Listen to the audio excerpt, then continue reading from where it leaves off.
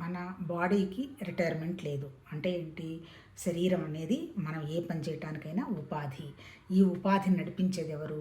లోపల ఉన్నటువంటి ప్రాణము, ఆలోచనలు. ఇవి 3 మాత్రమే మనందరికీ తెలుసు. అంటే ఏంటి? అంటే కర్త, చేసేవాడు, చేస్తున్న పని, వస్తున్న ఫలితం. ఈ 3 అనమాట.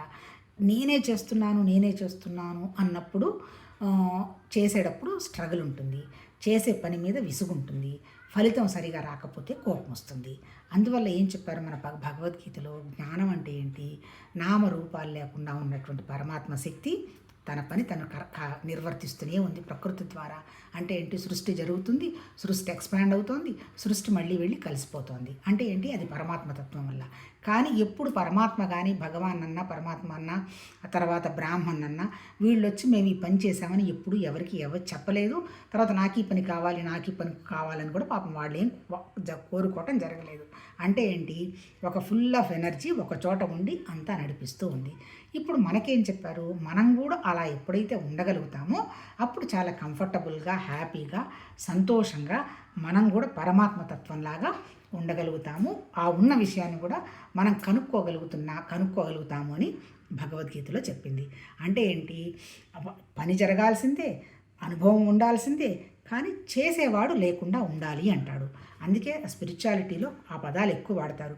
Experiencer, experienced, meditator, meditation, meditate, knower, known. అంటే ఏంటి? విషయం జరుపుకుంటూ పోవాల్సిందే, దాన్ని ఆపడానికి లేదు.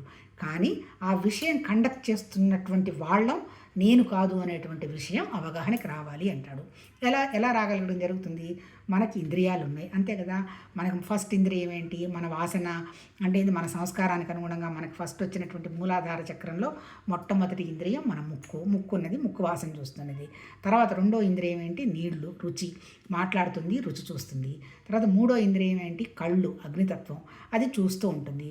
నాలుగో ఇంద్రియం ఏంటి? హృదయము, స్పర్శ, అది స్పర్శ గ్రహిస్తుంది.